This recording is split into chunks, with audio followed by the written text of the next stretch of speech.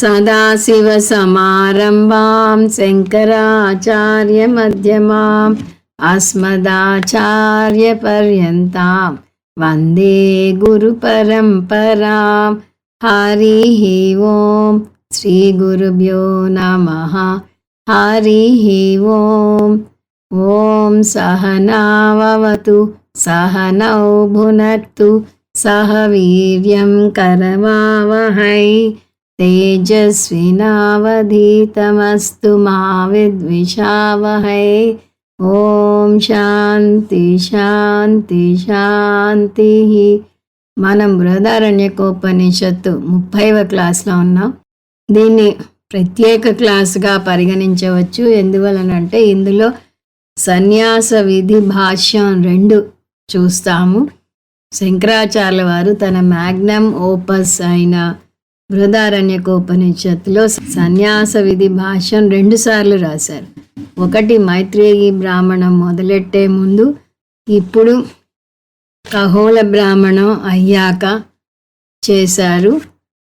ముందు మైత్రేయి బ్రాహ్మణం మొదలెట్టే ముందు ఆ బ్రాహ్మణంలో యాజ్ఞవల్క్యుడు నేను సన్యాసం స్వీకరించబోతున్నాను అని చెప్పిన సందర్భంగా సన్యాసం గురించి శంకరాచార్యుల వారు వాదోపవాదాలు చేసి అక్కడ నిశ్చయించిన విషయం ఇది. నేటి కాలమాన పరిస్థితుల్లో ఇప్పటి వర్ణాశ్రమ ధర్మాలు ఎవరూ పాటించటం లేదు. అందువల్ల శంకర్ల వారు సన్యాసాశ్రమం స్వీకరించాలి అని చెప్తే ఆయన ఉద్దేశం గృహస్థాశ్రమంలో చేసే వైదిక కర్మలు త్యజించాలి అని అర్థం. ఎందువలనంటే కర్మ జ్ఞానం పరస్పర విరుద్ధమైనవి అని అక్కడ నిర్ణయిస్తారు. ఇక్కడ మళ్ళీ సన్యాస విధి భాష్యం 2 వస్తుంది. ఇక్కడ అంటే ఖగోళ బ్రాహ్మణం అయ్యాక. ఇక్కడ కూడా అదే సమస్య. గృహస్థాశ్రమంలో మోక్షం వస్తుందా, సన్యాసాశ్రమంలో మోక్షం వస్తుందా అని ప్రశ్న వేస్తున్నప్పుడు మనం దేనికి ప్రాముఖ్యతనిస్తున్నాము? ఆశ్రమానికి ప్రాముఖ్యతనిస్తున్నాం.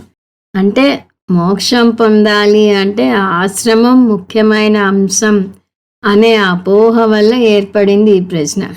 చాలామంది మమ్మల్ని అడుగుతూ ఉంటారు, వేదాంతం నేర్చుకుంటే సన్యాసం స్వీకరించాలా అని. ఎందువల్లనంటే సన్యాసాశ్రమం ముఖ్యమైన అంశం అనే అపోహ వల్ల ఏర్పడింది ఇది. శాస్త్రం జ్ఞానం పొందడానికి 2 అంశాలు ఉన్నాయి అని చెప్తుంది.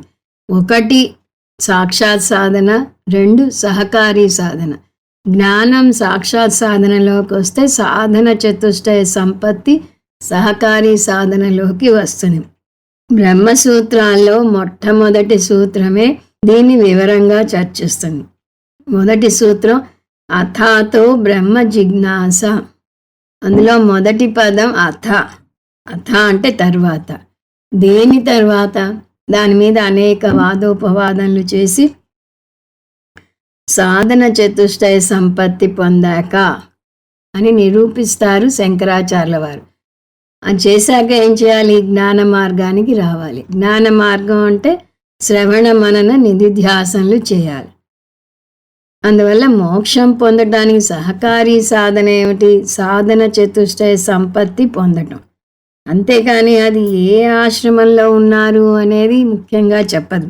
సాధన చతుష్టయ సంపత్తిని పొందటానికి సన్యాసాశ్రమం మరింత సానుకూలంగా ఉంటుంది అంతే. సో సామాన్య సూత్రం తీసుకుంటే సాధన చతుష్టయ సంపత్తి పొందటానికి సన్యాసాశ్రమం అనువైనది. కానీ every rule as an exception. ఇక్కడ 2 ఎక్సెప్షన్లు ఉన్నాయి. అసామాన్యం అంటారు దాన్ని. సన్యాసిగా ఉండి సాధన చతుష్టయ సంపన్నుడు కాకపోవచ్చు. 2 గృహస్థ అయి కూడా సాధన చతుష్టయ సంపత్తి పొందవచ్చు. అంటే ఇక్కడ మనం ముందేం చూసాం? సాక్షాత్ సాధన, సహకారీ సాధన అన్నాం. సహకారీ సాధన సాధన చతుష్టయ సంపత్తి అన్నాం. అది గృహస్థుకి కొంచెం కష్టం, సన్యాసికి తేలిక అనే సాధారణ నియమం చూసాం. కానీ సన్యాసి అయినంత మాత్రాన సాధన చతుష్టయ సంపత్తి పొందుతాడు అనే గ్యారంటీ లేదు. గృహస్థుగా ఉండి పొందలేడు అనే మాట కుదరదు. కాబట్టి ముఖ్యమైన అంశం ఏమిటి? ఆశ్రమం కాదు, సాధన చతుష్టయ సంపత్తి. భగవద్గీత అసామాన్య సూత్రం చెప్తున్నది, ఉపనిషత్తు సామాన్య సూత్రం చెప్తుంది. సామాన్య సూత్రం అంటే సన్యాసం స్వీకరించటం, అసామాన్య సూత్రం అంటే గృహస్థుగా ఉండి కూడా సాధన చతుష్టయ సంపత్తి. కానీ శంకరాచార్యుల వారి మీద ఒక అపప్రద ఉంది. ఆయన మనిషి అంటే సన్యాసి అన్నంతగా సన్యాసాన్ని అడ్వకేట్ చేస్తారు అంటారు. అందువలనే ఆయన భగవద్గీతకి భాష్యం రాయటం ఇలాంటి సందర్భాల్లో కొన్ని చోట్ల కొంత శ్రమ పడాల్సి వచ్చింది అని కూడా అంటారు. శంకర్ల వారు సన్యాస సహిత జ్ఞానం మోక్ష కారణం అని చెప్తున్నారు. ఇక్కడ సామాన్య సూత్రం సన్యాసం జ్ఞానం పొందటానికి అనువుగా ఉంటుంది. అసామాన్య సూత్రం గృహస్థాశ్రమంలో ఉండి కూడా సాధన చతుష్టయ సంపత్తి పొంది జ్ఞానం పొందవచ్చు. ఈ సాధన చతుష్టయ సంపత్తి అని పదే పదే అంటున్నాం. ముందు అదేమిటో తెలియాలి. 4 Ds అంటారు స్వామీజీ. అవి discrimination, dispassion, desire for liberation, discipline. తెలుగులో చూస్తే వివేకం, వైరాగ్యం, ముముక్షుత్వం, సమాధి షట్క సంపత్తి. వివేకం డిస్క్రిమినేషన్, వైరాగ్యం డిస్పాషన్, ముముక్షుత్వం డిజైర్ ఫర్ లిబరేషన్, సమాధి షట్క సంపత్తి. సమాధి షట్క సంపత్తిలో మనోనిగ్రహం, ఇంద్రియ నిగ్రహం అవన్నీ వస్తాయి. అందువల్ల దాన్ని డిసిప్లిన్ అంటారు ఇంగ్లీష్లో. ఈ 4 మళ్ళీ మొదటి 3 గృహస్థాశ్రమంలో పొందటం తేలిగ్గా అవుతుంది. నిజానికి గృహస్థాశ్రమమే లోకాన్ని పరీక్షించటానికి, అనుభవం పొందటానికి, దాని నుంచి పరిపక్వత చెందటానికి, తర్వాత వైరాగ్యం రావటానికి అనువుగా ఉంటుంది. పరీక్ష లోకాన్ కర్మచితాన్ అని చాలా అద్భుతమైన మంత్రం ముండకోపనిషత్తులో వస్తుంది. దాని సారాంశం ఇప్పుడు చెప్పిన వాక్యమే. ఏమిటది? గృహస్థుగా ఉండి ఎన్నో కోరికలు కోరుతూ ఎన్నో యజ్ఞాలు చేస్తూ ఉంటాడు.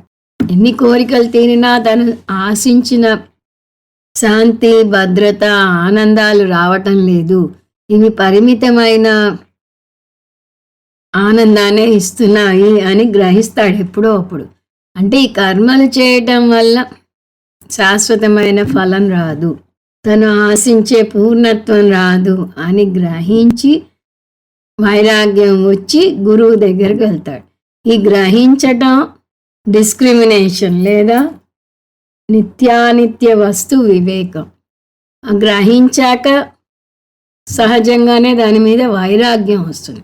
దాని నుంచి దూరం వెళ్ళటం వైరాగ్యం, ఆత్మ వైపు తిరగటం ముముక్షుత్వం. ఈ 3 గృహస్థాశ్రమంలోనే సాధ్యం. కానీ సాధన చతుష్టయ సంపత్తిలో 4వ అంశం ఉంది. అది సమాధి షట్క సంపత్తి. శమ ప్లస్ ఆది అంటే ఇంకా కొన్ని ఉన్నాయి. శమము, దమము, ఉపరతి, తితిక్ష, శ్రద్ధ, సమానం. షట్క అంటే 6. సో శమంతో కలిపి 6 ఉన్నాయి. ఇవి చాలా ఫండమెంటల్స్. మనం తత్వబోధలో నేర్చుకుంటాం. స్వామీజీ కేర్ ఆఫ్ తత్వబోధ అంటారు. కాబట్టి ఇక్కడ మళ్ళీ వాటి వివరాలు చూడబోవడం లేదు. ఇది ఇన్ జనరల్ డిసిప్లిన్ అని చూసాం. నిగ్రహం పెంపొందించుకోవడానికి తోడ్పడుతుంది. ఇది సన్యాసాశ్రమంలో తేలిగ్గా అలవడుతుంది. మనసును, ఇంద్రియాలను నిగ్రహించుకోవాలన్నా, ఏకాగ్రత చూపాలన్నా దానికి అంతర్ముఖులుగా మారాలి. మనస్సు విశ్రాంతి చెందాలి. మనకేమో ఎంతసేపు బాహ్యంగా పరుగులు తీయటం అలవాటు.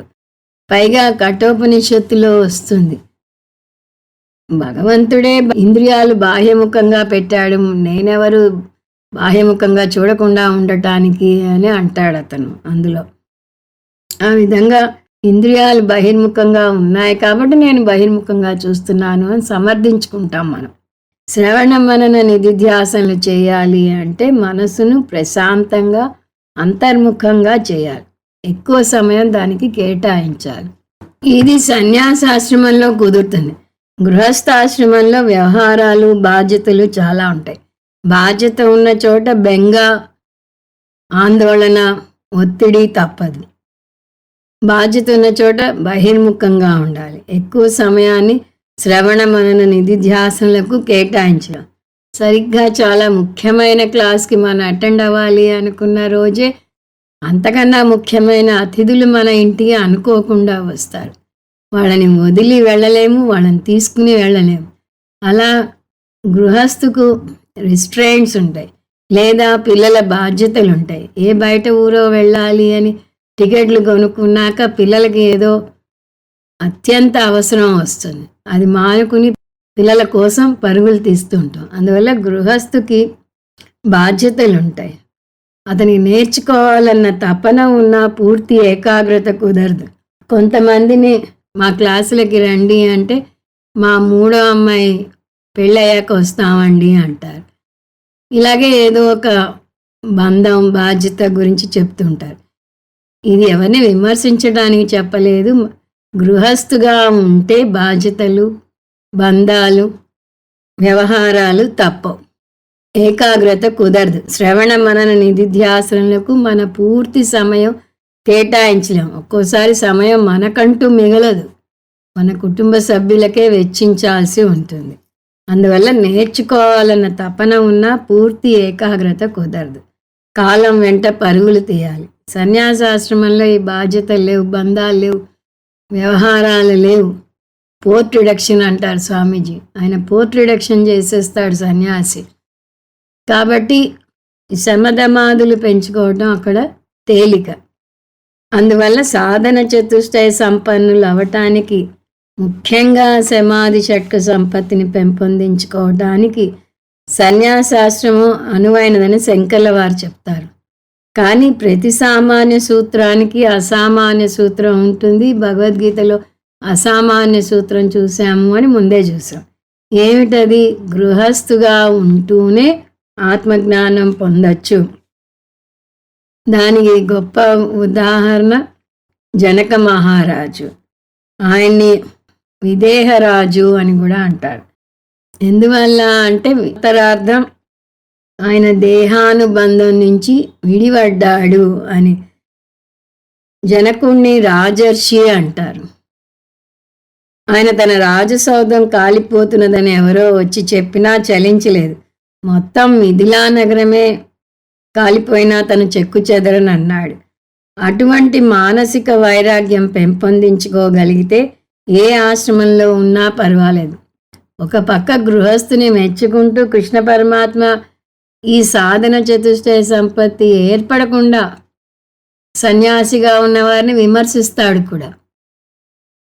వాళ్ళు కేవలం బాహ్యంగా సన్యాసులే కానీ వారిలో ఇంకా వివేక వైరాగ్యాలు, సమాధి షట్క సంపత్తి రాలేదు. అలాంటి వారికి సమస్యే, సమాజానికి సమస్య అని కృష్ణ పరమాత్మే విమర్శిస్తాడు. అందువల్ల ఇక్కడ మనకి కావాల్సింది సాధన చతుష్టయ సంపత్తి, మానసిక వైరాగ్యం. అది గృహస్థాశ్రమంలో ఉంటూ పెంపొందించుకోగలిగితే ప్రత్యేకించి సన్యాసం స్వీకరించిన అవసరం లేదు అని భగవద్గీతలో చాలా స్పష్టంగా చూస్తాం. సాధారణంగా ఉపనిషత్తుల్లో వర్ణాశ్రమ ధర్మాలు చెప్తూ బ్రహ్మచర్యంలో విద్య నేర్చుకోవాలి, గృహస్థాశ్రమంలో కర్మ ఉపాసన చేయాలి, సన్యాసాశ్రమంలో జ్ఞానం పొందాలి అని ఒక లైఫ్ స్కీమ్ వస్తుంది. వానప్రస్థాశ్రమం ఎక్కువ చెప్పరు, అందుకని అది చెప్పలేదు. 4 ఆశ్రమ ధర్మాలు మనకి వేదం నిర్దేశించింది. పూర్వకాలం జీవితం అలా ఉండేది. ఒక వయసు వచ్చాక పిల్లలకి బాధ్యతలు అప్పచెప్పి వానప్రస్థం చేస్తారు. ఇప్పుడు ఎన్నేళ్ళు వచ్చినా ఇంకా బంధాలు వదలట్లేదు. మనవాళ్ళని కూడా డిక్టేట్ చేస్తూ ఉండే రోజులు ఇప్పుడు. అందువల్ల ఉపనిషత్తు నేర్చుకుంటే మనం ఈ సామాన్య సూత్రం చూస్తాం. ఈ 4 ఆశ్రమ ధర్మాలను పాటించాలి. ఇప్పుడు అసలు ఆశ్రమ ధర్మాలే లేవు. సన్యాస విధి భాష్యం 1లో అదే చూసాం. ఆ సూత్రం, సన్యాసం స్వీకరించాలనే సూత్రం ఇప్పుడు వర్తించదు. ఎందువలనంటే ఇప్పుడు వర్ణాశ్రమ ధర్మాలు పాటించటం లేదు. ఇప్పుడు సన్యాసం స్వీకరించాలా అవసరం లేదా అనే అంశం మీద పూర్వపక్షి చేసిన వాదోపవాదాలు చూద్దాం. పూర్వపక్షి అంటే వేద పూర్వ భాగాన్ని నమ్మి వాదన చేసే వ్యక్తి.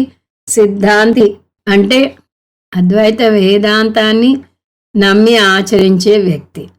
శంకరాచార్యుల వారు, వ్యాసాచార్యుల వారు మన గురువులు అద్వైత వేదాంతులు. వేద పూర్వ భాగాన్ని నమ్మేవారు కర్మకాండకు ప్రాముఖ్యతనిస్తారు. సో కర్మకాండ పరంగా పూర్వపక్షి వాదనలు ఉంటాయి. ఇక్కడ మనం వాదనలు చూడబోతున్నాము. పూర్వపక్షి వాదన 1.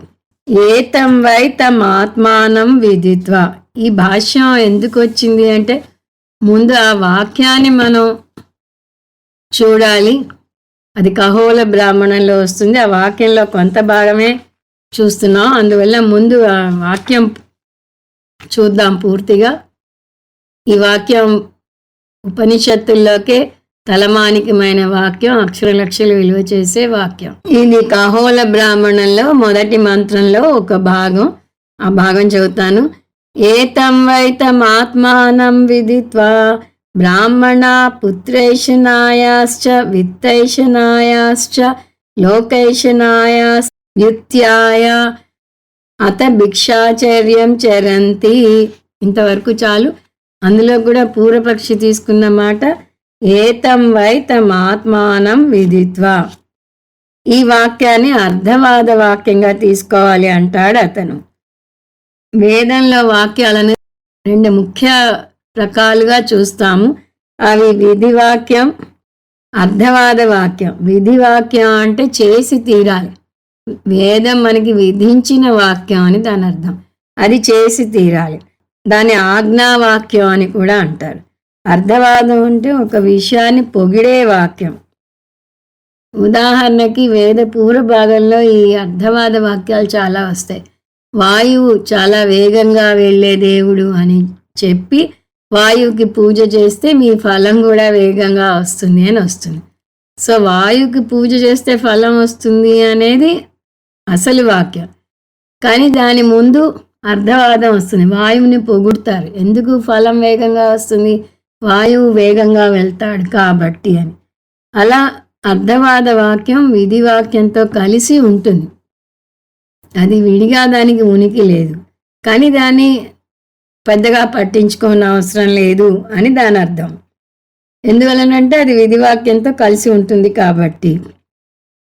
పూర్వపక్షి ఇది అర్ధవాద వాక్యం కాబట్టి దీన్ని పట్టించుకోని అవసరం లేదు అంటాడు. ముందు నేను ఇందాక చదివిన వాక్యం అర్థం చూస్తే ఈ విధంగా వస్తుంది. ఏతం వై తమాత్మానం విదిత్వా. ఆత్మ గురించి నేర్చుకున్నాక అంటే ఆత్మజ్ఞానం పొందాక అతను బ్రాహ్మణుడు అవుతాడు. ఆత్మజ్ఞానం పొందిన అతనే బ్రాహ్మణుడు అని శాస్త్రంలో మనకి చాలా సందర్భాల్లో వస్తుంది. అతను బ్రాహ్మణుడు అయ్యాక ఏం చేస్తాడు? పుత్రైషనాయాశ్చ, పుత్రులు పుట్టాలనే కోరిక. విత్తైషనాయాశ్చ, ధనం సంపాదించాలనే కోరిక. లోకైషనాయాశ్చ, పుణ్యలోకాలకు వెళ్ళాలి అనే కోరిక. వ్యుత్యాయ, వదులుకుని. అథ, దాని తర్వాత భిక్షాచర్యం చరంతి, భిక్షాటన చేస్తూ జీవితాన్ని గడుపుతాడు. దీని అర్థం సూపర్ఫిషియల్గా చూస్తే ఆత్మ గురించి తెలుసుకున్న వ్యక్తి గృహస్థాశ్రమం వదిలి సన్యాసాశ్రమాన్ని స్వీకరిస్తాడు. ఆత్మజ్ఞానం పొందాలి అనే జ్ఞానం కావాలి. దాన్ని ఆపాదాన జ్ఞానం అంటారు. ఆత్మ అనేది ఒకటి ఉంది, దాన్ని గురువు ద్వారానే పొందగలం, దాన్ని సన్యాసాశ్రమంలోనే పొందగలం అనే జ్ఞానం పొందిన వ్యక్తి ఈ జ్ఞానం పొందటం కోసం గృహస్థాశ్రమంలో ఉండే కోరికలను త్యజించి సన్యాసాశ్రమానికి వస్తాడు అని అర్థం. ఈ మొత్తం వాక్యంలో ఏతం వైతం ఆత్మానం విదిత్వా భిక్షాచర్యం చరంతి ఈ వివరణ చూస్తున్నాము. ఈ భిక్షాచర్యం చరంతి అనేది అర్థవాదంగా తీసుకోవాలి కానీ విధివాక్యంగా తీసుకోకూడదు. అంటే సన్యాసం స్వీకరించాలి అనే అర్థాన్ని నిజంగా తీసుకోని అవసరం లేదు అని పూర్వపక్షి అంటాడు. గృహస్థాశ్రమంలో భిక్ష తీసుకోకూడదు. అతనే సన్యాసులకు ఇవ్వాలి. అందువల్ల భిక్ష సన్యాసాశ్రమానికి వర్తిస్తుంది. ఇప్పుడు గృహస్థులు గురువులైనా వారిని ఇంటికి భోజనానికి పిలిచినప్పుడు భిక్షకి రండి అని పిలవకూడదు. ఎందువలనంటే ఆ భిక్ష సన్యాసాశ్రమానికే వర్తిస్తుంది. గృహస్థు సన్యాసులకు భిక్షనివ్వాలి. అందువల్ల భిక్ష గృహస్థుకి వర్తించదు. కానీ పూర్వపక్షి దీన్ని విధివాక్యంగా తీసుకోకూడదు, అర్థవాదంగా తీసుకోవచ్చు అంటాడు. దానికి శంకర్ల వారి జవాబు. ఈ వాదనను శంకర్ల వారు ఒప్పుకోరు. విధివాక్యం అంటే ముఖ్యమైన వాక్యం, అర్థవాదం విధివాక్యం మీద ఆధారపడి ఉంటుంది. ఈ రూల్ వాళ్ళు ఒప్పుకుంటారు. విధిశేష అర్థవాద, ఇది సూత్రం. అంటే విధివాక్యంతో అటాచ్ అయి ఉంటుంది అర్థవాదం. కానీ వేద ప్రమాణ భాష్యం మొదట్లో రాశారు శంకరాచార్య వారి బృహదారణ్యకంలోనే. అక్కడ వచ్చిన అంశం ఏమిటంటే వేదాంతంలో వాక్యాలన్నింటినీ విధివాక్యాలుగానే తీసుకోవాలి. వేదాంతంలో అర్థవాదం ఉండదు. ఇది ప్రాథమికంగా బోధించేది జ్ఞానం. విధివాక్యం ఎప్పుడు వస్తుంది? ఈ పని చేయండి అని ఇన్సిస్ట్ చేసేటప్పుడు.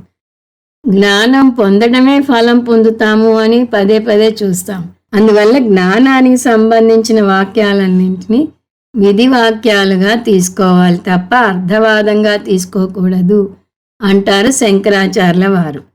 ఆయన చెప్పిన ఉదాహరణ బృహదారణ్యకంలోనే అక్షరలక్షలు విలువ చేసే ఇంకో వాక్యం, ఆత్మావా అరే ద్రష్టవ్య శ్రోతవ్యో మంతవ్యో నిధిధ్యాసితవ్య. ఇంకోటి చాందోగ్యంలో తరతి శోకం ఆత్మవేత్. సో ఆత్మజ్ఞానం పొందాలి అంటే శ్రవణ మనన నిధిధ్యాసనలు చేసి తీరాలి. అది విధివాక్యం. ఆత్మజ్ఞానం పొందినవాడే శోకాన్ని దాటుతాడు, అదొక విధివాక్యం. అందువల్ల వేదాంతంలో అర్థవాద వాక్యాలు ఉండవు అంటారు శంకరాచార్యుల వారు. పూర్వపక్షి వాదన 2.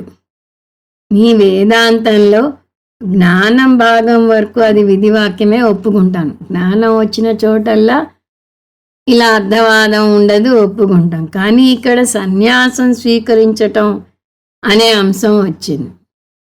ఆ భాగాన్ని అర్థవాదం అంటున్నాను అంటాడు అతను. అంటే జ్ఞానం భాగం విధి, సన్యాస భాగం అర్థవాదం అంటారు. దాని సూత్రం జ్ఞానే విధి అస్తు సన్యాసి విధి నాస్తి. జ్ఞానం పొంది తీరాలి, కానీ సన్యాసం స్వీకరించాలా అవసరం లేదా అనేది మీ ఇష్టం. అక్కడేమీ కంపల్సరీ అనట్లేదు శాస్త్రం అని పూర్వపక్షి అంటాడు. దానికి శంకర్ల వారి జవాబు, అంటే ఇన్ జనరల్ మనం జ్ఞానం పొందితే సన్యాసం స్వీకరించాలని ఇక్కడ రూల్ లేదు. కానీ ఇక్కడ డిస్కషన్ ఏమిటి? ఒక వాక్యాన్ని తీసుకుని డిస్కస్ చేస్తున్నారు. అందులో ఇదిగో భిక్షాచర్యం చరంతి ఉంది కాబట్టి సన్యాసం స్వీకరించాలి అని శంకరాచార్యుల వారు అంటే అవసరం లేదు, ఇది అర్థవాదంగా తీసుకోవాలి అని పూర్వపక్షి అంటాడు. ఈ సందర్భంగా మన వాదనని చూడాలి. సో శంకరాచార్యుల వారు ఈ వాక్యాన్ని మీమాంస సూత్రంతో ఖండిస్తున్నారు. ఒకే వాక్యంలో ఒక భాగాన్ని విధిగాను ఇంకో భాగాన్ని అర్థవాదంగాను పరిగణించలేము. దీన్ని నిరూపిస్తూ మీమాంస శాస్త్రంలోంచే ఒక ఉదాహరణ ఇస్తారు.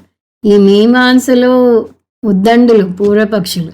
అందువల్ల పూర్వపక్షి వాదనని ఖండించాల్సి వచ్చినప్పుడల్లా శంకరాచార్యుల వారు మీమాంస ఉపయోగిస్తారు, తర్కం ఉపయోగిస్తారు, అనుభవ ప్రమాణం కూడా ఉపయోగిస్తారు. ఇక్కడ మీమాంస ఉపయోగిస్తున్నారు. వాళ్ళ పూర్వ భాగంలోనే ఒక వాక్యం, అభిషిత్వా హ్రత్వా భక్షయంతి.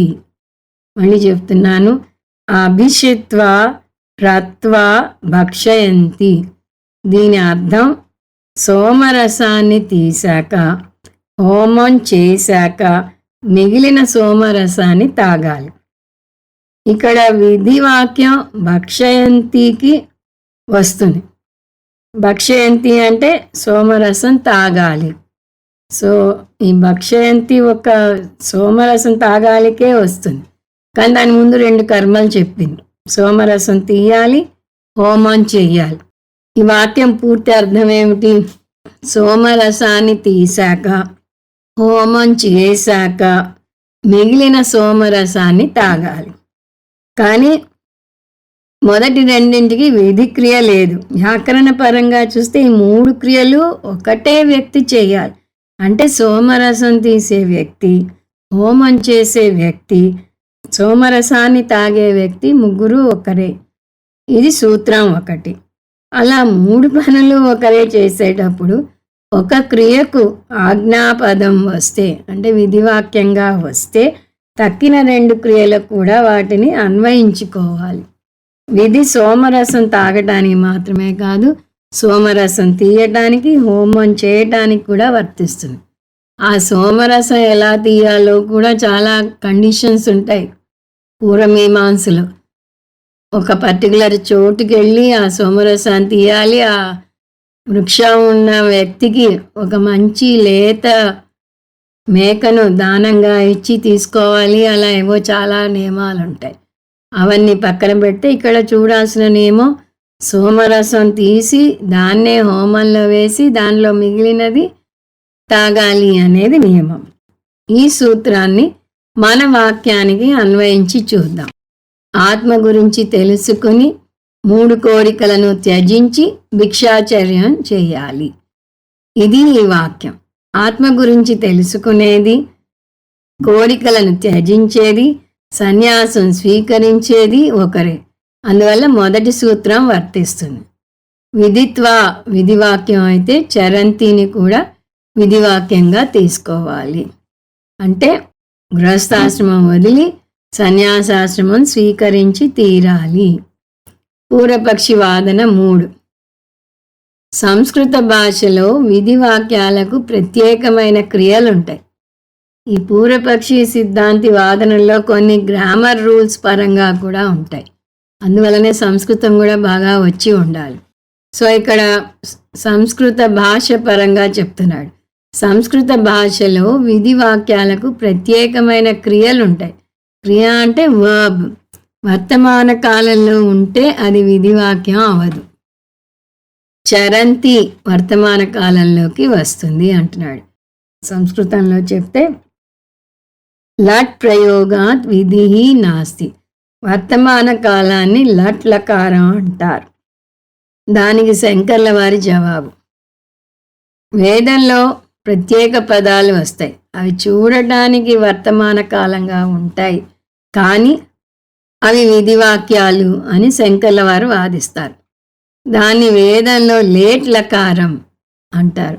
అతను చెప్పిన అంశం లట్ ప్రయోగాత్ విధి నాస్తి. కానీ కొన్ని వర్తమాన వాక్యాలుగా ఉన్నా అవి విధివాక్యం, దాని లేట్ లకారం అంటారు అని శంకరాచార్యుల వారు వివరిస్తారు.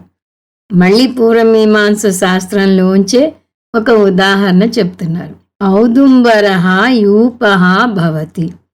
యూపః అంటే యజ్ఞాల్లో బలి ఇచ్చే జంతువుని కట్టే యూపస్తంభం. ఇక్కడ మనం యజ్ఞాల్లో జంతువుల్ని బలి ఇవ్వచ్చా లేదా అనే అంశంలోకి వెళ్ళటం లేదు. అది డీవియేట్ అవటం అవుతుంది. ఇప్పుడు అంశం ఏమిటి? ఆ యూపస్తంభానికి ఏ చెక్కని వాడాలి, దానికి ఏది పడితే అది వాడకూడదు. ఉదుంబర వృక్షం నుంచి మాత్రమే తీసుకోవాలి. ఈ వాక్యంలో భవతి అనే పదం వర్తమాన కాలమైనా కూడా విధిగా చెప్పబడుతుంది. ఉన్నది వర్తమాన కాలంలో, కానీ ఇది విధివాక్యం. ఎందువలనంటే ఆ జంతువులని కట్టే యూపస్తంభం ఫలానా వృక్షం నుంచే రావాలి. అందువలనే యజ్ఞాలు చేయాలంటే చాలా కష్టం. ఒక చోట వస్తుంది, దూడని అదిలించటానికి వాడే కర్ర కూడా ఫలానా చెట్టు దగ్గరికి వెళ్ళి ఫలానా మంత్రాలు చదువుతూ దాని కొమ్మ నరికి దాని ఈ కర్రగా తయారు చేయాలి అని. అలా అనేక కండిషన్స్ ఉంటాయి. అందులో కండిషన్స్ అప్లై అంటారు. కాబట్టి ఇక్కడ ఔదుంబరః యూపః భవతి. భవతి చూడటానికి వర్తమాన కాలంలో ఉంది, కానీ ఇది విధివాక్యంగా చెప్పబడింది. ఉదుంబర వృక్షం నుంచే యూపస్తంభానికి కావలసిన కర్రను తీసుకోవాలి అని దాని అర్థం. ఇప్పుడు పూర్వపక్షి వాదన 4. సరే, వ్యాకరణం పనిచేయటం లేదు, అందువల్ల వ్యాకరణ సూత్రాన్ని పక్కన పెట్టి ఇంకో కోణంలోంచి వాదించడానికి ప్రయత్నిస్తున్నాడు పూర్వపక్షి. వేదంలో ఇంకో విధివాక్యం ఉంది. ఇదంతా విధివాక్యాల చుట్టూ తిరుగుతుంది ఏ విధంగా చూసినా కూడా. ఏమిటా విధివాక్యం? వేద పారాయణం ఎన్నడూ మానకూడదు, యజ్ఞోపవీతం తీయకూడదు, శిఖ తీయకూడదు అని వేదమే చెప్పింది. అంటే వైదికుడు అన్న వ్యక్తి జీవించి ఉన్నంత వరకు ఈ 3 చేయాలి. వేద పారాయణం చేస్తూనే ఉండాలి, యజ్ఞోపవీతం ధరిస్తూనే ఉండాలి, శిఖ తీయకూడదు. ఎప్పుడైతే సన్యాసం తీసుకుంటాడో అప్పుడే ఈ 3టిని వదులుకుంటాడు అతను. వేద పారాయణం చేయడు, యజ్ఞోపవీతం ఉంచుకోడు, శిఖని తీసేస్తాడు, శిరోముండనం చేస్తాడు. అప్పుడు వేదాన్ని ఖండించినట్టు కాదా అని ఎదురు ప్రశ్నిస్తున్నాడు పూర్వపక్షి. శంకర్ల వారి జవాబు: మీరు యజ్ఞోపవీతం వంటివి తీసివేయాలి అనే వాక్యాలను వేదంలోంచి కోట్ చేస్తే నేను కూడా నా వాదనను బలపరుచుకునే వాక్యాలను వేదంలోంచే చెప్తాను. అవి తీసేయచ్చు, తీసేయాలి. యజ్ఞోపవీతం, వేదం, శిఖ ఇవేవి వదలనవసరం లేదు అని నేను చెప్పే వాక్యాల సారాంశం అంటారు శంకరాచార్యుల వారు. దీనికి పూర్వపక్షికి చాలా కోపం వస్తుంది. పూర్వపక్షి వాదన 5. నేను వేదంలోంచి వేదం ఈ 3టిని తీయకూడదు అంది అని చెప్పాను. మీరు వేదంలోనే ఈ 3టిని తీయనవసరం లేదు, సన్యాసం స్వీకరించిన ఈ 3టిని తీయనవసరం లేదు అని వచ్చింది అని అంటున్నారు. నా ప్రకారం వాటిని వదలాలి, మీ ప్రకారం వదలనవసరం లేదు. ఇద్దరి వాదనలు వేదంలోనే ఉంటే మీ వాదన ఎందుకు తీసుకోవాలి, నా వాదనను ఎందుకు మీరు అంగీకరించరు అంటాడు పూర్వపక్షి. దానికి శంకర్ల వారి జవాబు: 2 వేదవాక్యాలు పరస్పర విరుద్ధంగా ఉండి ఏది తీసుకోవాలో నిర్ణయించలేనప్పుడు దాన్ని తర్కం లేదా యుక్తితో పరిష్కరించుకోవాలి. ఈ సూత్రాలన్నీ కూడా మీమాంసలో వస్తుంది. శృతి స్మృతి వాక్యాల మధ్య విరోధం వచ్చినప్పుడు శృతి ఏవ గరీయసి అని వస్తుంది. స్మృతి శృతి నుంచి వచ్చింది. భగవద్గీత స్మృతి, ఉపనిషత్తులు శృతి. భగవద్గీతలో చెప్పిన అంశాలను అర్థం చేసుకోవడానికి శృతిని ప్రమాణంగా తీసుకోవాలి. అందువలనే సర్వధర్మాన్ పరిత్యజ్య అనేది అక్కడ జ్ఞానయోగం గురించి చెప్తోంది అని శంకరాచార్యుల వారు ఉపనిషత్ వాక్యాలను ఉటంకిస్తూ నిరూపిస్తారు. అలా శృతి స్మృతి మధ్య భేదం వచ్చినప్పుడు శృతి వాక్యానికి ఇంపార్టెన్స్ ఇవ్వాలి. 2 శృతుల మధ్య పరస్పర విరోధం వచ్చినప్పుడు తర్కాన్ని ఉపయోగించాలి. తర్కం అంటే అనుమాన ప్రమాణం లేదా యుక్తి. దీనికి ఒక ఉదాహరణ చూద్దాం. స్వర్గం నిత్యం అని ఒక చోట వస్తుంది, ఇంకో చోట స్వర్గం అనిత్యం అని వస్తుంది. ఇప్పుడు చెప్పండి, స్వర్గం నిత్యమా అనిత్యమా? ఇలాంటి చోట మీమాంస సూత్రం తీసుకోవాలి. స్వర్గ అనిత్య కర్మఫలత్వాత్ ఘటవత్. అనుమాన వాక్యంలో 4 అంశాలు ఉంటాయి. 4 పదాలు ఉన్నాయి. 4 పదాలు 4 అంశాలను సూచిస్తాయి.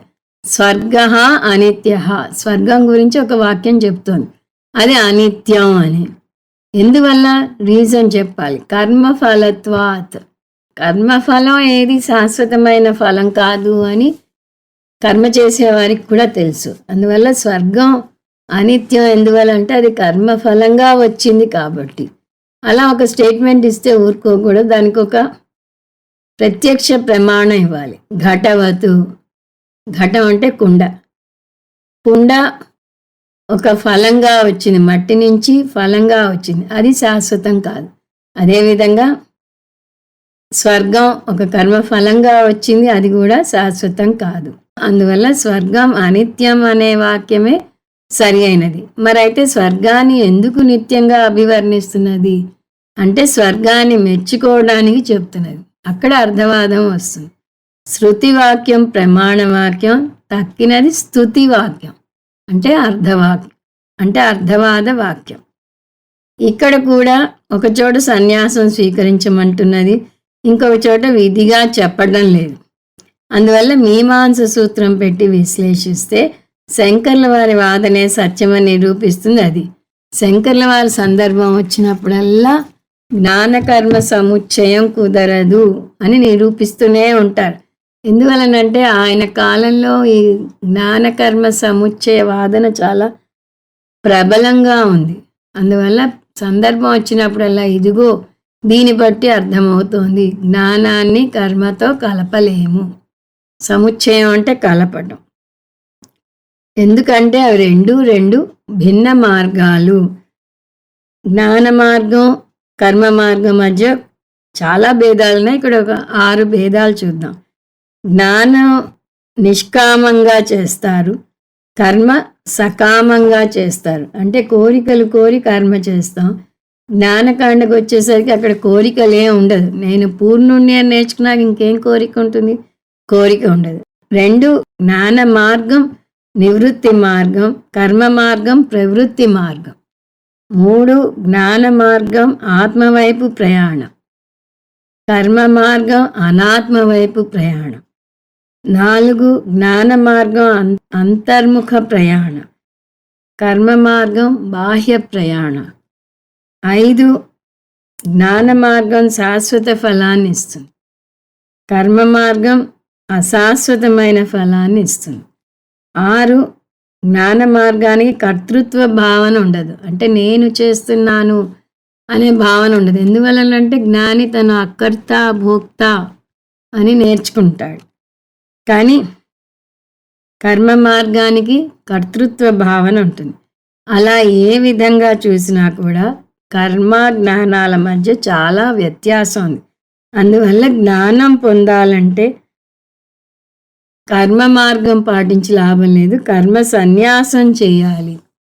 అంతకుముందు కూడా చూసాం కదా, సన్యాస విధి భాష్యం 1లో వైదిక కర్మలను వదలాలి, సన్యాసం స్వీకరించాలంటే అది దాని అర్థం అని చూసాం. అందువల్ల జ్ఞానం పొందాలంటే కర్మ వల్ల కుదరదు, కర్మ సన్యాసం చేయాలి. అందువల్ల నేను చెప్పిందే సబబు అంటారు శంకరాచార్యుల వారు. ఇప్పుడు పూర్వపక్షి వాదన 6. సరే సన్యాసమే చెప్తున్నది ఉపనిషత్తు అని మీరు అన్నమాట తీసుకుంటే, మరి సన్యాసాశ్రమంలో కూడా యజ్ఞోపవీతం శిఖా పెట్టుకోమంటోంది కదా ఉపనిషత్తు, అదెలా కుదురుతుంది అంటున్నాడు. అంటే శంకరాచార్యుల వారు చెప్తున్నారు, మీరు చెప్పింది కొంతమేరకు నిజమే. సన్యాసంలో కూడా మళ్ళీ 2 రకాలు ఉన్నాయి. త్రిదండి సన్యాసం, పరమహంస సన్యాసం. త్రిదండి సన్యాసంలో యజ్ఞోపవీతం శిఖా అన్నీ ఉంటాయి, కొన్ని కర్మలు ఉంటాయి, కొన్ని పూజలు ఉంటాయి. అందువల్ల త్రిదండి సన్యాసం బ్రహ్మలోక ప్రాప్తికి అని శాస్త్రమే చెప్తుంది కూడా. మరణించాక ఈ త్రిదండి సన్యాసి బ్రహ్మలోకానికి వెళ్ళి అక్కడ నుంచి క్రమముక్తి పొందుతాడు. దీన్ని యజ్ఞోపవీత సహిత సన్యాసం అంటారు. ఇది బ్రహ్మలోక ప్రాప్తి అనే ఫలాన్ని ఇస్తుంది. ఇప్పుడు 2వ రకం సన్యాసం ఏమిటి? బ్రహ్మలోక ప్రాప్తి వద్దనుకుంటే పరమహంస సన్యాసం స్వీకరించి వేదాంత విచారణ మాత్రమే చేయాలి. వీరికి యజ్ఞోపవీతం శిఖలు ఉండవు. అంటే ఇది యజ్ఞోపవీత రహిత సన్యాసం, ఆత్మజ్ఞాన ప్రాప్తి. సరే, పూర్వపక్షి ఆఖరి ప్రయత్నం చేస్తున్నాడు. వాదన 7. సన్యాసం గురించి వేదం మాట్లాడినప్పుడు భిక్ష తీసుకోవాలి అని విధివాక్యం చెప్తున్నది. భిక్షాచర్యం చరంతి అని ఈ వాక్యంలోనే ఉంది. అంటే భిక్ష తీసుకుని జీవితం గడపాలి. కానీ భిక్ష తీసుకోవడం అనేసరికి అది వైదిక కర్మలోకి వస్తుంది. వైదిక కర్మ చేయాలి అంటే యజ్ఞోపవీతం ఉండాలి. అతను యజ్ఞోపవీతం వదిలేస్తాడు అని ఎలా చెప్తారు అని పూర్వపక్షి నిలదీస్తాడు. దానికి శంకర్ల వారి జవాబు, అవసరం లేదు, యజ్ఞోపవీతం అవసరం లేదు అంటున్నారు. ఎందుకు? భిక్ష తీసుకోమని ఇక్కడ వేదం చెప్పినా ఇది సానుకూల విధివాక్యంగా చెప్పడం లేదు. ఆహారం తీసుకోమని మనం ఎవరు ఆజ్ఞాపించిన అవసరం లేదు. తీసుకోవద్దని ఆజ్ఞాపించాలి కానీ తీసుకోమని ఎవరు ఆజ్ఞాపించిన అవసరం లేదు. ఒకవేళ వేదం ఆజ్ఞాపించాలి అంటే అప్పుడు వేదం గురించి తెలియని వాళ్ళకి ఆహారం తీసుకోవాలని తెలీదు. వాళ్ళు తినరు. అది అవ్వట్లేదు కదా! అందువల్ల ఆహారం తీసుకోండి అని వేదం చెప్పటం విధివాక్యం అవ్వదు. వైదిక కర్మలోకి రాదు. ఎలాగూ మీరు తింటారు కాబట్టి వేరే పద్ధతుల జోలికి వెళ్లకుండా భిక్ష స్వీకరించండి అని అంటుంది అంతే. అంటే సన్యాసిగా అయ్యాక మీరు వండుకోకూడదు. సన్యాసి గృహస్థికి వండి పెట్టకూడదు, తను వండుకోకూడదు. ఎలాగూ మీరు తింటారు, తినటం మానరు. ఏ ఆశ్రమంలో ఉన్నా పేట్ పూజ అంటారు, ఆత్మారాముడు అంటారు. ఆత్మారాముడిని తృప్తిపరచాలి ముందు, అంటే ఆహారం కావాలి. కానీ ఈ ఆహారం ఎలా స్వీకరించాలి అనే విషయం ఇక్కడ చెప్తోంది. భిక్షాచర్యం చరంతి సాధన పంచకంలో శంకరాచార్యుల వారు ఇంకా వివరంగా చెప్తారు. ఆ భిక్షలో ఏది వస్తే దానితో తృప్తి పడాలి అని వస్తుంది. అక్కడ 2 అర్థాలు చెప్తారు మన గురువులు. ఒకటి, అతను ఆ రోజు ఏ పలావో తిందాం అనుకుంటే దోశ వస్తే నేను పలావ్ తిందాం అనుకున్నాను, దోశ వద్దు అని అనకూడదు. రెండవది, మామూలుగా ఈ భిక్ష తీసుకునే వాళ్ళు 3 ఇళ్లలో అడుగుతాను లేదా 5 ఇళ్లలో అడుగుతాను ఒక నియమం పెట్టుకుంటారు. ఆ నియమంలోపు వారికి కావాల్సిన ఆహారం రాకపోయినా పెంచకూడదు. ఆ రోజు ఉన్నదాంతో తృప్తి పడాలి. అది దాని సారాంశం అక్కడ. ఆ విధంగా ఇక్కడ భిక్ష స్వీకరించి తినాలి తప్పితే తను వేరే ఏ పద్ధతుల్లోనూ తినకూడదు అంటోంది శాస్త్రం. ఈ విధంగా శంకరాచార్యుల వారు ఈ వాక్యం సన్యాస విధిని సూచిస్తున్నది అని నిరూపించారు. ఇక్కడితో సన్యాస విధి భాష్యం 2 అయిపోయింది. 6వ బ్రాహ్మణంలోకి అడుగు పెడదాం. దాని పేరు గార్గి బ్రాహ్మణం. ఎందువలనంటే 6వ బ్రాహ్మణంలో ప్రశ్న వేసినది గార్గి. ఆవిడని బ్రహ్మవాదిని అంటారు. బ్రహ్మజ్ఞానానికి అంకితమైంది కాబట్టి బ్రహ్మవాదిని. ఈమె కూడా బృహదారణ్యకోపనిషత్తులో ప్రముఖ వ్యక్తి. అంతకుముందు మైత్రేయిని చూసాం. ఈవిడొక ప్రముఖ వేద పండితురాలు. ఇంతకుముందు 2 బ్రాహ్మణులలో సర్వాంతరం పదం ప్రవేశపెట్టబడింది. ఉషస్థుడు బ్రహ్మని తనే నిర్వచించాడు అని చూసాం అక్కడ. ఆ నిర్వచనం ఏంటి? యత్ సాక్షాత్ అపరోక్షాత్ బ్రహ్మ య ఆత్మ సర్వాంతరః. ఒక బ్రహ్మ ఉంది, అది ప్రమాణాలకు అందదు. ఆ బ్రహ్మే అన్ని భూతాలలోనూ వాటి సారంగా ఉంది అనే విషయం చూసాము. ఇది మళ్ళీ 5వ బ్రాహ్మణంలో కూడా రిపీట్ అయింది. ఈ సర్వాంతర పదం చాలా ముఖ్యమైనది. అందువల్ల 3 బ్రాహ్మణాల్లో అంటే 6, 7, 8వ బ్రాహ్మణాల్లో ఆ అంశమే చర్చించబడుతుంది. అంతరహ అంటే ఏమిటి? అంతరహ అంటే అక్షరాల తీసుకోకూడదు. అక్షరాల తీసుకుంటే లోపల, దాని నుంచే అంతర్యామి, అంతరాత్మ పదాలు వచ్చాయి. కానీ వేదాంతంలో అంతరహ అంటే అర్థం వేరే వస్తుంది. ముందు మామూలు అర్థాన్ని ఒక ఉదాహరణతో చూద్దాం. ఒక కుండ, అందులో నీరు ఉన్నాయనుకోండి. అప్పుడు ఏమంటారు మీరు? కుండ లోపల నీరు ఉంది. లోపల స్ట్రెస్ చేస్తున్నాం. కుండకి అంతర్భాగంలో నీరు ఉంది. ఇప్పుడు కుండ లోపల నీరు ఉంది అంటే కుండకు విడిగా ఉనికి ఉంది, నీటికి విడిగా ఉనికి ఉంది. అలా ఎలా చెప్పగలం? ఆ నీటిని కుండలోంచి వంపేయవచ్చు. ఒకదాని మీద ఒకటి ఆధారపడి లేవు ఇవి. విడిగా ఉనికి ఉన్న నీరు విడిగా ఉనికి ఉన్న కుండ లోపల ఉంది. అలా కుండలో నీరు ఉంది అంటే అది వేరు ఇది వేరు అనే అర్థం మనకి మామూలుగా తెలిసిన అర్థం. కానీ వేదాంతంలో దాని అర్థం చూస్తే దానికి భిన్నంగా ఉంటుంది. వేదాంతంలో అంతరం అంటే అధిష్టానం. కుండకు అధిష్టానం ఏమిటి? మట్టి, నీరు కాదు. మట్టి లేకుండా కుండ విడిగా ఉనికి లేదు. అందువలనే మట్టి సత్యం, కుండ మిథ్య అని వేదాంతంలో నేర్చుకుంటాం. అదేవిధంగా ఆభరణాలు, బంగారం తీసుకుంటే బంగారం సత్యం, ఆభరణాలు మిథ్య. ఎందువలనంటే ఆభరణాలకి విడిగా ఉనికి లేదు. అలాగే అలా నీరు. నీరు లేకుండా అలకి విడిగా ఉనికి లేదు. అప్పుడు నీరు అధిష్టానం. శరీరానికి ప్రపంచానికి అధిష్టానం ఆత్మ. ఈ సూత్రం ప్రకారం బ్రహ్మ సత్యం, జగన్మిథ్య. జగత్తులో శరీరం మనసు వస్తాయి అని చూస్తూనే ఉంటాం. ఈ విధంగా వేదాంతంలో సర్వాంతరం అంటే దాని అధిష్టానం. మట్టిని కుండకు అధిష్టానం అంటే మట్టి లేకుండా విడిగా కుండకు ఉనికి లేదు అని అర్థం. అధిష్టానాన్ని అంతరాత్మ అని, అంతరతత్వం అని కూడా అంటారు. సో కుండ మట్టి విషయంలో మట్టి అంతరాత్మ, కుండ బాహ్యం అవుతాయి. కుండ లేకపోయినా మట్టికి విడిగా ఉనికి ఉంది, కానీ రివర్స్ జరగదు. అంటే మట్టి లేకుండా కుండకు విడిగా ఉనికి లేదు. అందువల్లనే మనం నేర్చుకునే సూత్రం మట్టి సత్యం, కుండ మిథ్య అవుతాయి.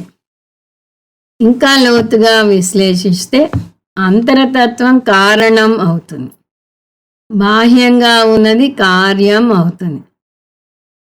ఈ కుండ మట్టిలో మట్టి కారణం, కుండ కార్యం. మట్టి లోపల ఉంది, కుండ బాహ్యంగా ఉంది. అలాగే అంతరతత్వం అపరిచ్ఛిన్నం అవుతుంది. రెండోది పరిచ్ఛిన్నం అవుతుంది. కారణం అపరిచ్ఛిన్నం, కార్యం పరిచ్ఛిన్నం అవుతుంది. అలాగే అంతరతత్వం సూక్ష్మం అవుతుంది, బాహ్యం స్థూలం అవుతుంది. ఇప్పుడు 4 పదాలు చూసాం. కార్యం స్థూలం పరిచ్ఛిన్నం, కారణం సూక్ష్మం అపరిచ్ఛిన్నం. కారణ సూక్ష్మ అపరిచ్ఛిన్నాన్ని అంతరం అంటారు. అది కార్యస్థూల పరిచ్ఛిన్న బాహ్యానికి అంతరతత్వం అవుతుంది. పరిచ్ఛిన్నం అంటే పరిమితి ఉన్నది అని అర్థం. సో ఎప్పటికీ గుర్తుంచుకోవాల్సిన తిరుగులేని సూత్రం ఇది. కారణ సూక్ష్మ అపరిచ్ఛిన్న వస్తువు కార్యస్థూల పరిచ్ఛిన్న వస్తువుకి అంతరాత్మ. అంటే కార్యం అంతటా కారణం వ్యాపించి ఉంది, స్థూలం అంతటా సూక్ష్మం వ్యాపించి ఉంటుంది, పరిచ్ఛిన్నం అంతటా అపరిచ్ఛిన్నం వ్యాపించి ఉంటుంది. వ్యాపించేదాన్ని అంతరం అని, వ్యాపింపబడిన దాన్ని బాహ్యం అని అంటారు. ఇప్పుడు బాహ్యం అంతరం అంటున్నాం, అంతరాత్మ బాహ్య రూపం అంటున్నాం. చూడటానికి 2 వస్తువులుగా కనిపిస్తున్నా ఇవి 2 ఒకటే. ఎందువలనంటే కారణం లేకుండా కార్యానికి విడిగా ఉనికి లేదు, సూక్ష్మం లేకుండా స్థూలానికి విడిగా ఉనికి లేదు, అపరిచ్ఛిన్నం లేకుండా పరిచ్ఛిన్నానికి విడిగా ఉనికి లేదు, అంతరం లేకుండా బాహ్యానికి విడిగా ఉనికి లేదు. అందువల్ల ఇప్పుడు మనం దేనికైనా అంతరం తెలుసుకోవాలి అంటే ఏం చేయాలి? ఒక కార్యం తీసుకుని దాని కారణాన్ని శోధించుకుంటూ వెళ్ళాలి. ఆ కార్యానికి ఏదైతే కారణమో అది అంతరతత్వం అవుతుంది. అప్పుడు ఆ కారణం వేరే వస్తువుకి కార్యమా కాదా అని చూడాలి. అది కూడా కార్యం అయితే దాని కారణం ఏమిటో తెలుసుకోవాలి. దాని కారణం ఈ మొదటి కారణం కన్నా అంతరంగా, దానికన్నా సూక్ష్మంగా, దానికన్నా అపరిచ్ఛిన్నంగా ఉంటుంది. సో అలా కార్యం నుంచి కారణానికి వెళ్ళి ఆ కారణానికి కారణం వెతుక్కుంటూ వెళ్ళాలి. మీ వంశవృక్షమే తీసుకోండి. మీరు కార్యం, మీ తల్లిదండ్రులు మీకు కారణం. కానీ మీ తల్లిదండ్రులు వారి పరంగా చూస్తే వారు కార్యం. వారు వారి వారి తల్లిదండ్రుల నుంచి వచ్చారు. వారి తల్లిదండ్రులు కార్యం, వారికి వేరే తల్లిదండ్రులు ఉన్నారు. అలా మూల కారణంకి వెళ్తూ వస్తాం. ఎంతవరకు అలా కారణం వెతుక్కుంటూ వెళ్తే మూల కారణం దాకా వెళ్తాం. ఆ మూల కారణం లేదా ఆత్యంతిక సూక్ష్మం, ఆత్యంతిక అపరిచ్ఛిన్న వస్తువు అయ్యేదాకా వెళ్తాం. ఎప్పుడైతే మూల కారణం వస్తుందో అప్పుడే అది సర్వాంతరం అవుతుంది. బంగారం విషయం తీసుకుంటే అది సర్వాంతరం అవ్వదు, అది ఆభరణాలకి మాత్రమే కారణం. అలాగే కుండ మట్టి తీసుకుంటే మట్టి మూల కారణం కాదు, కుండకు మాత్రమే కారణం. అలాగే నీరు అలలకు మాత్రమే కారణం. కానీ ఇప్పుడు మనం కనుక్కోవాల్సింది మూల కారణం అంటే సర్వాంతరం. అన్నింటిలోనూ సమానంగా ఏదైతే అంతరంగా ఉందో, అన్నిటికీ ఏదైతే కారణమో, అన్నిటికన్నా సూక్ష్మమైనది ఏదో అన్నిటికన్నా అపరిచ్ఛిన్నమైనది ఏదో అది కనుక్కోవాలి. అందువల్ల గార్గి ఫలానా దానికి అంతరం ఏమిటి అని మొదలు పెడుతుంది. దానికి ఒక అంతరం చెప్తే దానికి అంతరం ఏమిటి అని అడుగుతూ వస్తుంది. ఉదాహరణకు విజ్ఞాన శాస్త్రం తీసుకుంటే ఒక వస్తువులోని భాగాలను చూసుకుంటూ అణువు పరమాణువుల దాకా వెళ్తారు. అలాగే మనం సర్వాంతరాన్ని వెతుక్కుంటూ వెళితే మన బుద్ధి లేదా మన తర్కం కొంత మేరకే వెళుతుంది. దాని తర్వాత దాని పరిధి కూడా చాలదు. అంటే మూల కారణం ప్రత్యక్ష ప్రమాణానికి తర్క ప్రమాణానికి అందదు. అంటే తర్క ప్రమాణం అంటే మనకి 4 ప్రమాణాలు ఉన్నాయి. తర్కం బేస్డ్ ప్రమాణాలు. అందులో ఎక్కువ చెప్పేది అనుమాన ప్రమాణం. కాబట్టి ఆత్మ మూల కారణం అయిన ఆత్మ తర్క ప్రమాణానికి లేదా అనుమాన ప్రమాణానికి అందదు అని ఇక్కడ మనం నేర్చుకుంటాం. దేనికి అందుతుంది అంటే వేదాంత శాస్త్రానికే అందుతుంది. మనకున్న 5 ప్రమాణాలు సరిపోవు, చెల్లవు. మరి ఏ ప్రమాణం తీసుకోవాలంటే వేద ప్రమాణం తీసుకోవాలి. దాన్ని శబ్ద ప్రమాణం, శాస్త్ర ప్రమాణం అంటారు. అది 6వ ప్రమాణం. కంటిని ఎంతగా మనం నమ్ముతామో వేద ప్రమాణాన్ని కూడా అంత ఎక్కువగాను నమ్మాలి అని శాస్త్రం మనకి సందర్భం వచ్చినప్పుడల్లా చెప్తూనే ఉంటుంది. గార్గి బ్రాహ్మణంలో నీటితో మొదలుపెట్టి అనేక లోకాలను దాటుకుంటూ చివరికి బ్రహ్మలోకం వరకు వెళ్తాం. గార్గి బ్రహ్మలోకానికి అంతరం ఏమిటి అని అడుగుతుంది. ఈ బ్రాహ్మణంలో దానికి జవాబు రాదు. తర్వాత 2 బ్రాహ్మణాలలో ఈ ప్రయాణం కొనసాగుతుంది. గార్గి అడిగిన ప్రశ్నకి జవాబు ఏమిటి అంటే బ్రహ్మలోకానికి అంతరతత్వం బ్రహ్మలోక అధిపతి అయిన హిరణ్యగర్భ. హిరణ్యగర్భను ఇక్కడ సూత్రంగా వివరిస్తుంది ఉపనిషత్తు. మనం కూడా ఇక మీదట హిరణ్యగర్భ గురించి చెప్పేటప్పుడు సూత్రంగానే చూద్దాం. సూత్రం అంటే చిన్న దారం. ఓ ముత్యాల దండని తీసుకుంటే ముత్యాలన్నింటినీ కలిపి ఉంచే దారాన్ని సూత్రం అంటారు. ఈ దారం వాటి లోపల అంతర్లీనంగా మనకి కనపడకుండా ఉంటుంది. కనపడకుండా ఉన్నా వాటిని కలిపి ఉంచేది ఈ సూత్రమే. అదేవిధంగా సమష్టి బుద్ధి అయిన హిరణ్యగర్భతత్వం సూత్రాత్మ అయింది. ప్రత్యక్ష అనుమాన ప్రమాణాలకు అందడు. యాజ్ఞవల్క్యుడు ఈ సూత్రానికి ఒక ప్రత్యేక పదం వాడుతున్నాడు ఇక్కడ. అనతి ప్రశ్నాం వై దేవతాం. ప్రత్యక్ష అనుమాన ప్రమాణాల పరిధిలో ఈ దేవత గురించి ప్రశ్నలు వేయలేం, జవాబు చెప్పలేం అంటున్నాడు. ఇక్కడితో సర్వాంతర పదం మీద భాష్యం అయిపోయింది. ఇక్కడ భూలోకం నుంచి బ్రహ్మలోకం వరకు చూస్తాం. భూలోకం గురించి గార్గి చెప్పలేదు, మనం కలుపుకుంటాం. తర్వాత వచ్చే బ్రాహ్మణాలలో బ్రహ్మలోకం నుంచి సూత్రం నుంచి ఈశ్వరుడు అంటే అంతర్యామి, ఈశ్వరుని నుంచి నిర్గుణ బ్రహ్మకు వెళ్తాం. అది మన ప్రయాణం. అంటే లోకాల నుంచి సూత్రం నుంచి అంతర్యామికి, అంతర్యామి నుంచి అక్షరం బ్రహ్మకు ప్రయాణం సాగుతుంది. 7వ బ్రాహ్మణంలో సూత్రం అంతర్యాములను చూస్తే 8వ బ్రాహ్మణంలో అక్షరం బ్రహ్మకు వస్తాం. గార్గి హిరణ్యగర్భ గురించి అడిగేసరికి అతి ప్రశ్నలు వేయకు, నీ తల ఊడిపడకుండుగాక అంటాడు యాజ్ఞవల్క్యుడు. అంటే శబ్ద ప్రమాణానికి రాకపోతే నీ తల ఊడిపడవచ్చు అన్నట్టుగా వస్తుంది. అక్కడితో గార్గి ఆగుతుంది. ఇదంతా మనం 6వ బ్రాహ్మణంలో చూస్తాం. అది వచ్చే క్లాస్లో చూద్దాం. ఓం తత్సత్. సర్వం శ్రీకృష్ణార్పణమస్తు. ఓం పూర్ణమద పూర్ణమిదం పూర్ణాత్ పూర్ణముదచ్యతే పూర్ణస్య పూర్ణమాదాయ పూర్ణమేవావశిష్యతే. ఓం శాంతి శాంతి శాంతి.